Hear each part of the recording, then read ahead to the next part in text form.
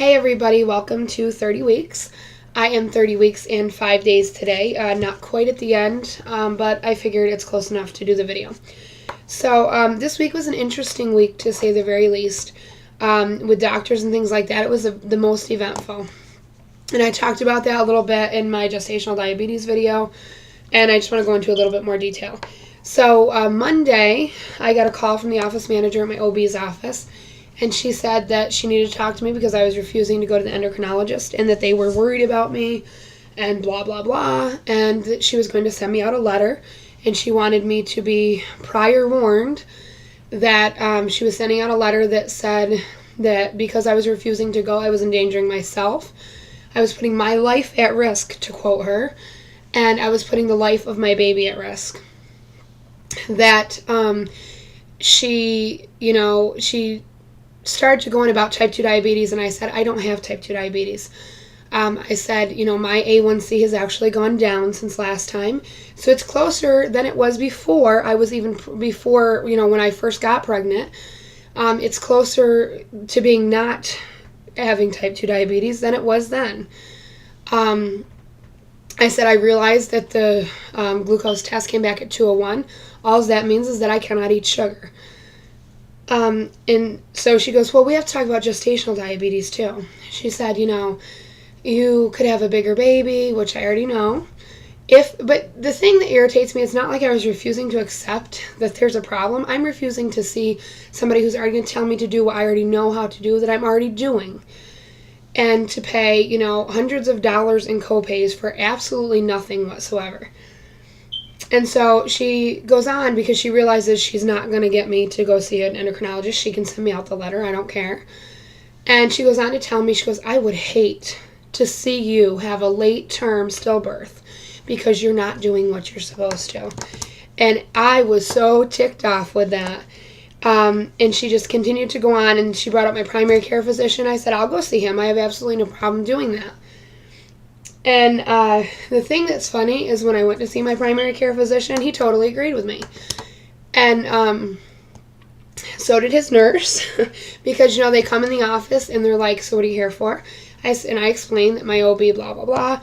And she's like, well, what are your numbers? Because obviously the numbers are the whole story. And I told her, I said, my A1C is 6.1, which is actually down from December. And I said my fasting was 116. She goes, well, those aren't that bad. Exactly. Here I sit. And she goes, well, he's probably overly cautious, blah, blah, blah. And just a little side note on why they're probably overly cautious, something I've just recently found out, is that, I already knew this. A doctor that was in their practice had lots of problems. He did not do what he was supposed to do. Just to give you an example, I know this firsthand, and it's not just word of mouth. My aunt had a baby this guy delivered, again, not my doctor, but someone in their practice. And she started to hemorrhage, and he walked out of the room. Like, he knew she was hemorrhaging, didn't know what to do, and walked out of the room. So, we knew that had happened. He's no longer there. He no longer practices. But one of my mom's therapists had told us why.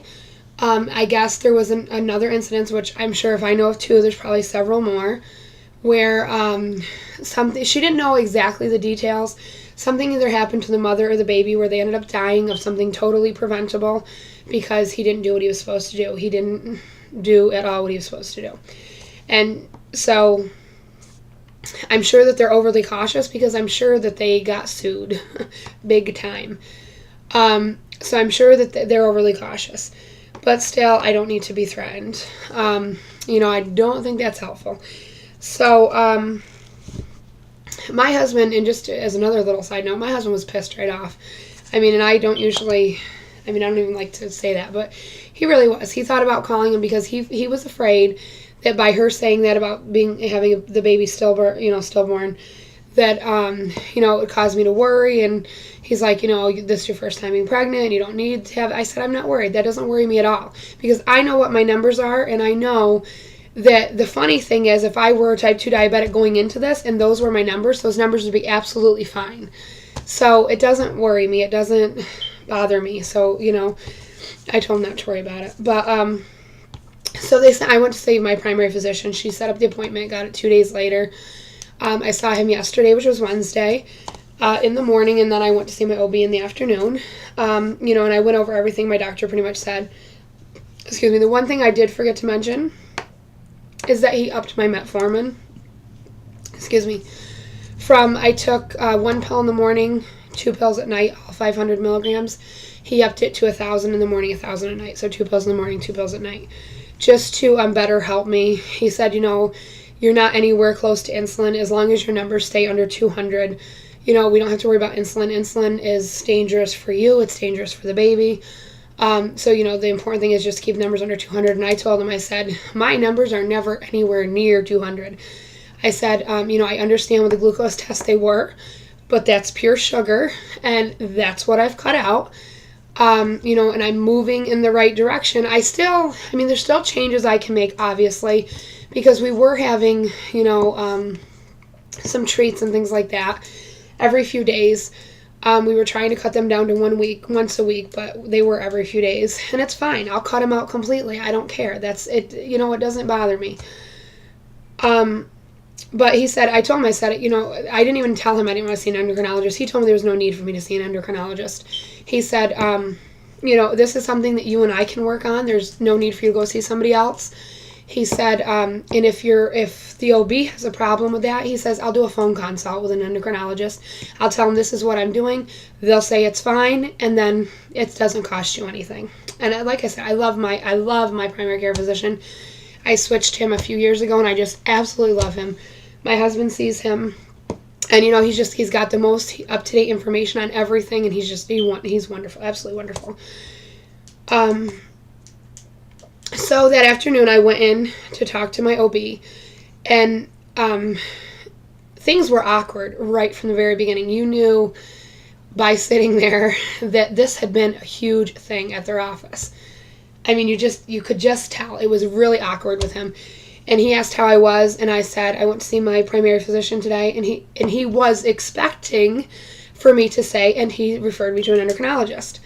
It pissed him right off when I told him he didn't, and he said there was no need for me to see an endocrinologist. Boy, he did not like that. And he's like, so he's going to manage your sugars, he's going to do this, he's going to do that, and I said, yep, exactly. He's a primary care physician. He deals with diabetes every single day. Anyhow, the other thing that's irritating is I got a copy of my office notes from there to take to the doctors just in case the fax didn't reach them or whatever. And in the office notes, he's always writing how I have to get my blood sugars under control, and he just acts like they're so much worse than they are. But that's a whole other thing. So my primary physician said there was no need to check my blood sugars, that he might spot check them a little later. But there was no need, and he's in this, and my OB's like, he's having you check your blood sugars. I'm just like, yep, he is. He's like, well, bring those to me next time. So, again, I have to say, what is the point in me seeing my primary physician if it's something that he wants to manage?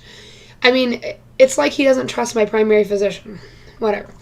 So, that's that. The other thing I have to complain about their office is something I've complained about before, is my blood pressure. At my primary physician's office, which, just to give you an idea, I've gone to the same group of people since I was 2 years old. I'm 32 now. So, I know that this doctor's at least been practicing for 30 years. And I can guarantee you that my OB has not, because my OB is not that old. My OB is probably in his early 50s. So, to be a doctor, he's not been practicing 30 years. So it's not like a matter of my, length of time they've been practicing. But my blood pressure, again, it was 120/70 at my primary. And then when I got to the OB office, she had a hard time with it again. She's like, it's 108/76. No, it's 118/76. They can't take blood pressure. So when they had told me it was high before, I don't ever even think that even happened. I think they just literally do not know how to take blood pressure. Again, leaving me totally confident in the fact that these people are going to take a child out of my body. But anyhow, I seriously thought about switching doctors, but I feel it's probably too late. But I can honestly say if I get pregnant again, we will never go to that office again. I will see my fertility specialist there, and that is it. The thing with the fertility specialist is he actually used to be a separate office. I absolutely love him.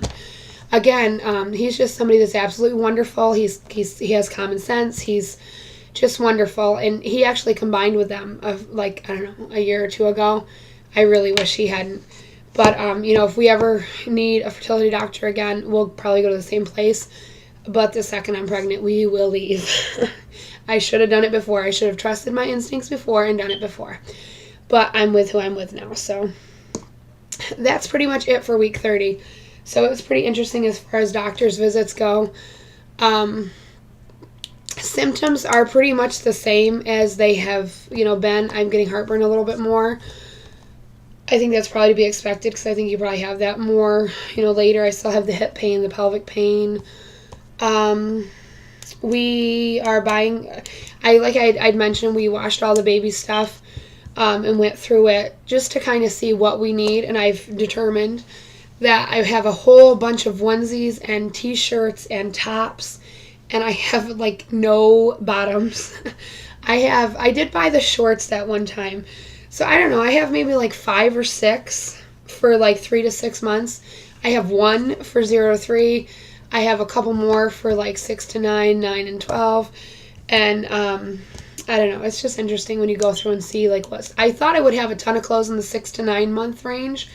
And I don't. I have like 3 outfits. So I think I'll get a lot of clothes at my baby shower, so I'm not going to worry too much about clothes. We are going to start buying some of the other stuff, though, because I just don't want to get, to middle of June and not have what I need. So we're going to leave a lot of clothes to be bought at the baby shower and start. I think we're going to go this weekend to buy cloth diapers if my husband doesn't have to work. We're going to go buy, I think 24 is what we planned. They're $400 and some. We're going to go do that. That's pretty much it. Hopefully week 31 goes way better as far as doctors are concerned. I don't have to see him next week, so it should be better.